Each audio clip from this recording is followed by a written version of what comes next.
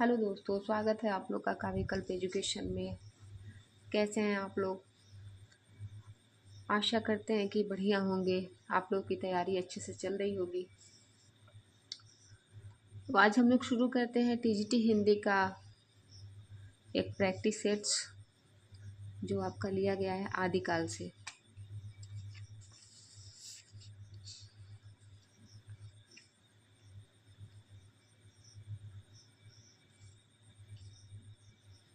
चलिए, question number पहला है, आदिकालीन साहित्य का वर्ग विभाजन है। सिद्ध साहित्य, जैन साहित्य, नाथ साहित्य, रासो तथा लौकिक साहित्य, उपरोक्त सभी। पहले का हो जाएगा सिद्ध साहित्य भी होगा, नाथ साहित्य भी, रासो साहित्य और लौकिक साहित्य भी। इसमें उपरोक्त सभी आपका सही हो जाएगा। क्वेश्चन सेकंड, सिद्ध साहित्य के अंतर्गत किस धर्म के सिद्धांत आते थे? ऑप्शन है बौद्ध, जैन, ब्राह्मण, शैव। तो इसमें बौद्ध पहला सही हो जाएगा। क्वेश्चन नंबर तीसरा है, सिद्ध साहित्य में बौद्ध धर्म के किस तत्व का प्रचार किया जाता था? ऑप्शन है आपका महायान, वज्रयान, हीनयान, इनमें से कोई नहीं। तो दोस्तों इनमें से कोई नहीं हो जाएगा।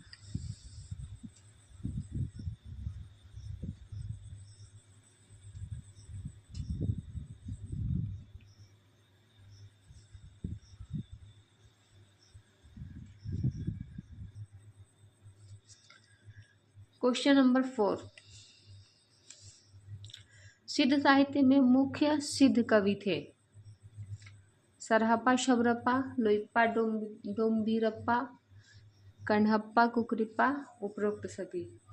इसमें से आपका सही हो जाएगा उपरोक्त सभी। क्वेश्चन नंबर 5, निम्नलिखित कवियों को काल के आरोही क्रम में व्यवस्थित कीजिए। इसमें से आपका तीसरा सही हो जाएगा, सरहप्पा शबरप्पा, कण्हप्पा डोम्बीरप्पा।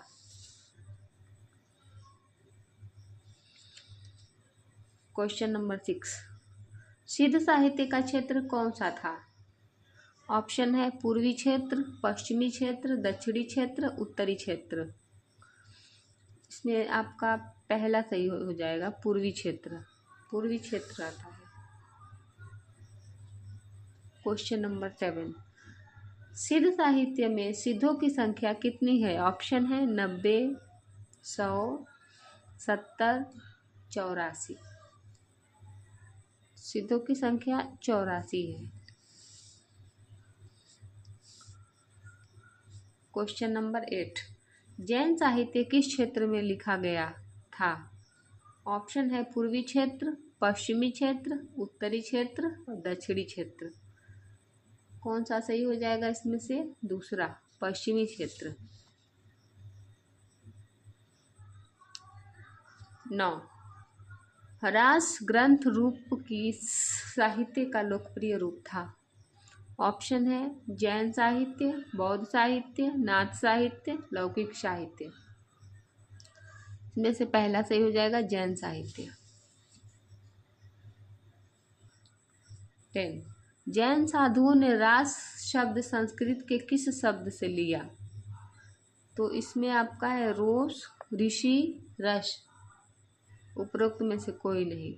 तो संस्कृत के किस शब्द से लिया? तीसरा, रस। क्वेश्चन नंबर 11, जैन साहित्य भारतेश्वर बाहुबली रास के रचयिता हैं? शालिभद्र सूरी, विजयसेन सूरी, आंसू, सारमूर्ति। इसमें से सही हो जाएगा शालिभद्र सूरी। 12,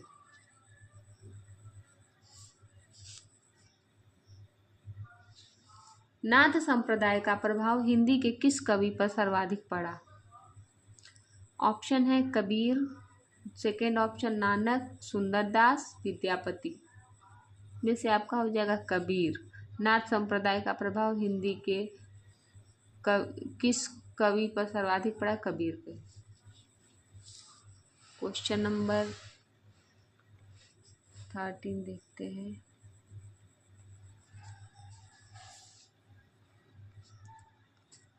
नाथ साहित्य का व्यवस्थापक किसे माना गया है? ऑप्शन है गोरखनाथ, मत्स्येंद्रनाथ, नरेंद्रनाथ, इनमें से कोई नहीं। गोरखनाथ। दोस्तों ये काफी बार पूछा गया है एग्जाम में। 14 गोरखनाथ ने अपनी रचनाओं में वर्णन किया गुरु महिमा, इंद्रिय निग्रह, प्राण साधना, वैराग्य, कुंडलिनी जागरण, शून्य समाधि।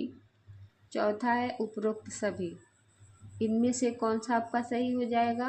उपरोक्त सभी।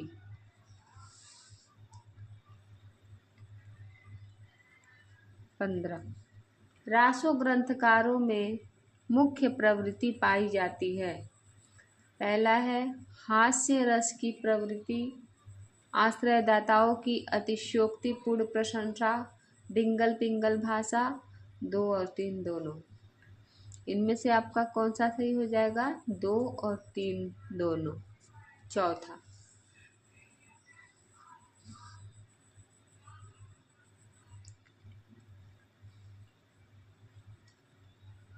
16 नाथपंथी योगियों में प्रमुख सिद्ध कौन है? पहला ऑप्शन है मत्स्येंद्रनाथ, दूसरा है गोरखनाथ, तीसरा गोरक्षप्पा, चौथा 1 और 2 दोनों।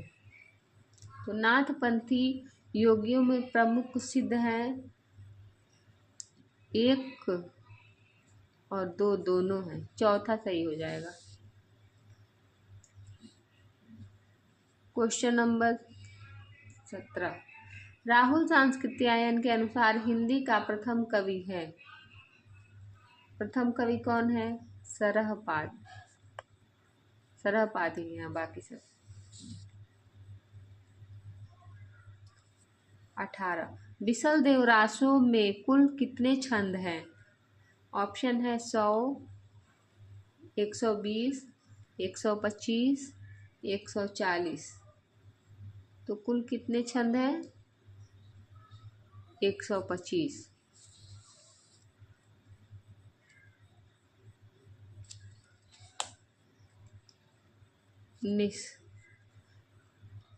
ऐसे रासो ग्रंथ के रचनाकार का नाम बताइए जिसकी रचना अजमेर के शासक से संबंधित है। ऑप्शन है दलपति विजय, नरपति नाल, नल सिंह, मधुकर भट्ट। इसका आंसर हो जाएगा नरपति नाल।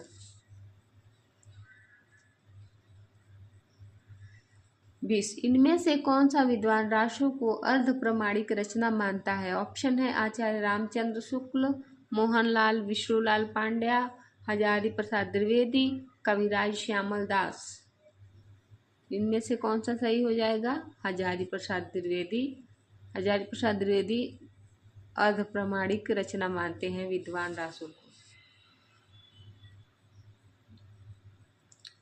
21 चार्ल्स इलियट ने इनमें से किस ग्रंथ का प्रकाशन कराया? ऑप्शन है बरमाल रासो, आल्हाखंड, पृथ्वीराज रासो, बिसलदेव रासो। तो इसमें से कौन सा सही हो जाएगा? दूसरा आल्हाखंड।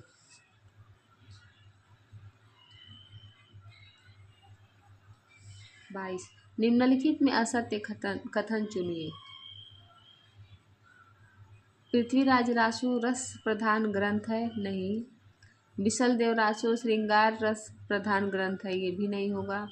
अधिकतर रासो काव्य प्रमाणिक नहीं है, ये भी गलत है। अधिकतर रासो काव्य प्रमाणिक होती है। विजयपाल रासो अपभ्रंश की रचना है, ये सही है।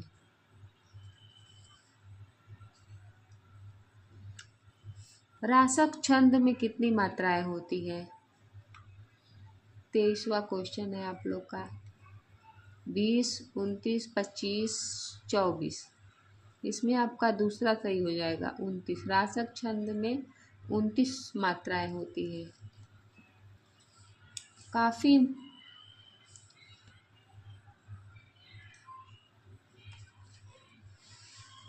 चौथा 24वां का देखिए।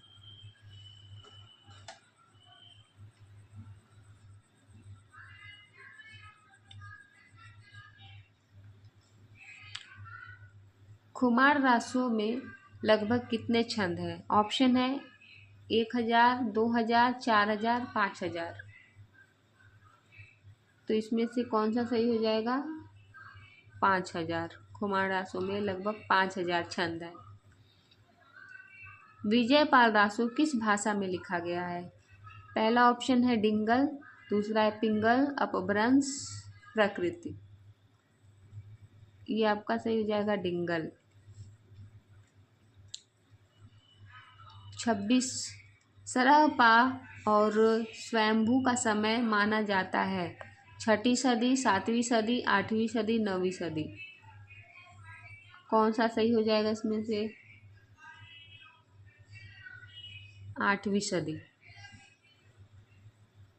27 पुष्पदंत और धनपाल का समय माना जाता है। 8वीं सदी, 9वीं सदी, 7वीं सदी, 10वीं सदी। इसमें से आपका सही हो जाएगा 10वीं सदी। अब 28 देखते हैं। सोनप्रभ का समय माना जाता है 8वीं सदी, 12वीं सदी, 7वीं सदी, 9वीं सदी, 12वीं सदी। अमीर खुसरो का जीवन काल है 1250 से 1350, 1248 से 1320, 1255 से 1324, 1500 से 1584। तीसरा सही हो जाएगा 1255 से 1324। अब तीसरा क्वेश्चन देख लेते हैं। जैन और बौद्धों ने किस प्रकार के दोहों की रचना की? ऑप्शन है राजनीतिक, दूसरा श्रृंगारिक विषयक, उपदेश प्रधान, उपरोक्त में से कोई नहीं।